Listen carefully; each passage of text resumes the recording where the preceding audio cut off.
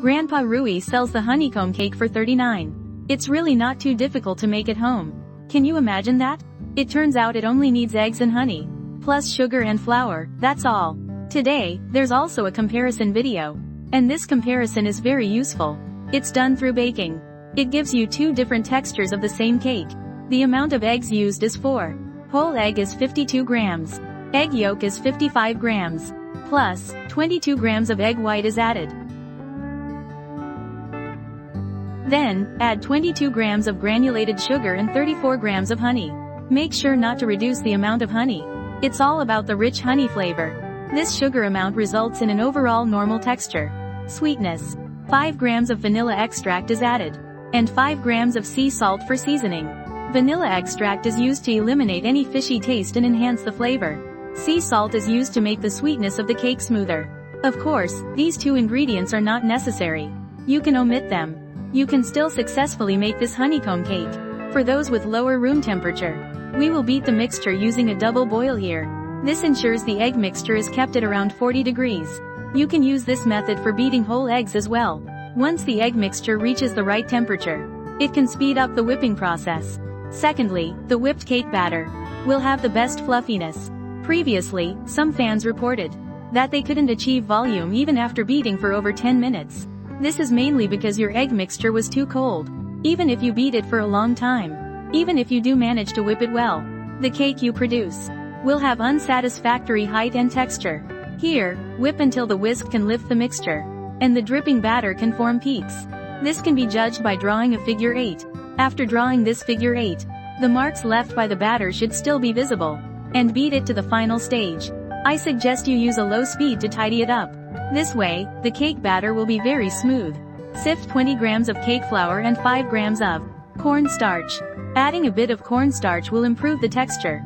For those who don't have it, just replace the corn starch with cake flour. You don't need to worry about deflating when mixing here. Just use a whisk to mix it well. Just make sure the speed is fast enough. 33,333. The pan is already lined with parchment paper. Tutorial on layering parchment paper. You can refer to my Basque burnt cheesecake. It includes detailed steps. The oven has been preheated.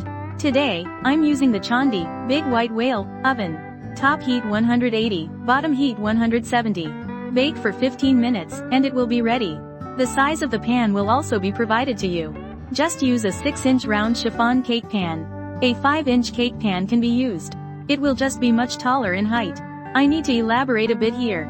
If you only have a 4-inch mold, then this recipe yields enough for 2.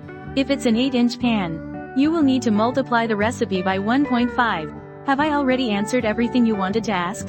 I've explained this recipe. You can actually adjust it this way. The baking temperature for this one. You can see that its baking color is a bit dark. Once it's cut open, there's no molten center inside.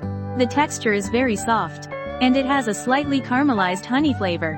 I really like this texture.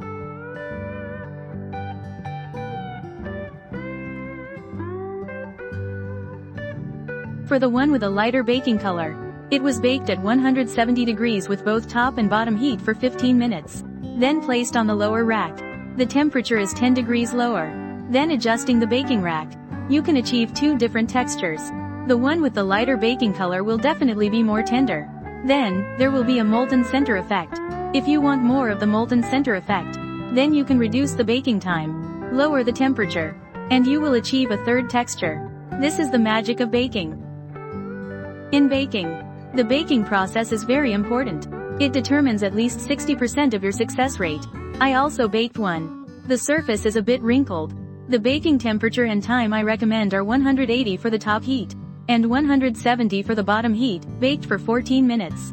After cutting open the 3 versions here, the texture differences in the drier parts are not significant.